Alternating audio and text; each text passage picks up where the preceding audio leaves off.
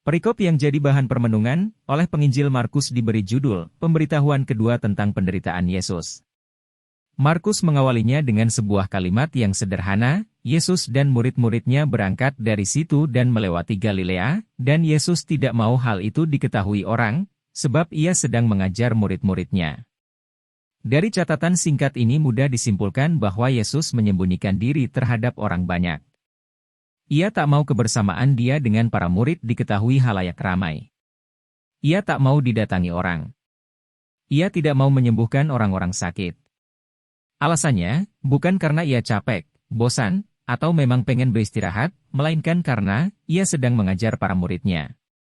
Ia menghindari perjumpaan dengan orang banyak, karena ia ingin mendidik para muridnya. Apa yang diajarkannya? Untuk apa diberitahukan hal itu kepada para muridnya? Dari judul jelas terbaca bahwa yang diberitahukan adalah tentang penderitaan yang akan ia alami. Yesus sadar akan misi yang harus dijalani dan diselesaikannya di bumi ini, yakni menyelamatkan manusia.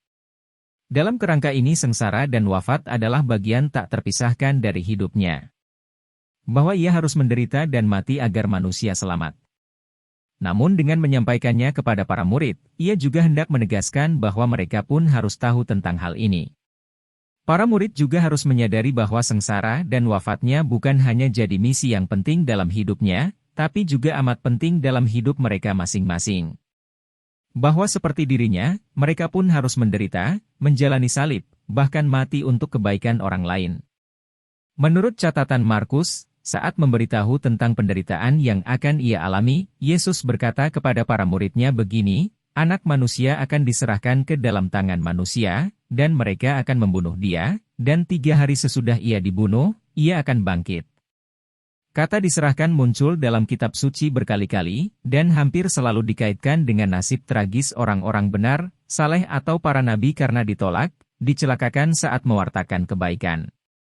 Karena diserahkan, maka Yesus menanggung nasib buruk akibat ulah dari manusia jahat.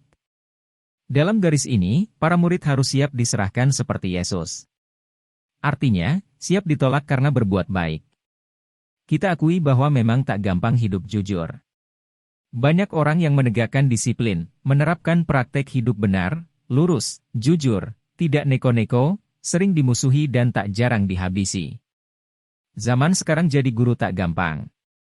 Mencubit apalagi memberi hukuman pada murid yang berbuat salah bisa dianggap berlaku kasar dan dilaporkan ke pihak keamanan. Meski begitu, kita harus menguatkan diri bahwa kalau kita murid sang guru, kita mesti siap dengan risiko diserahkan seperti yang dialaminya. Tapi kita tetap meyakinkan diri bahwa buah salib adalah keselamatan. Penderitaan untuk kebaikan tak pernah sia-sia. Terima kasih. Semoga Tuhan memberkati.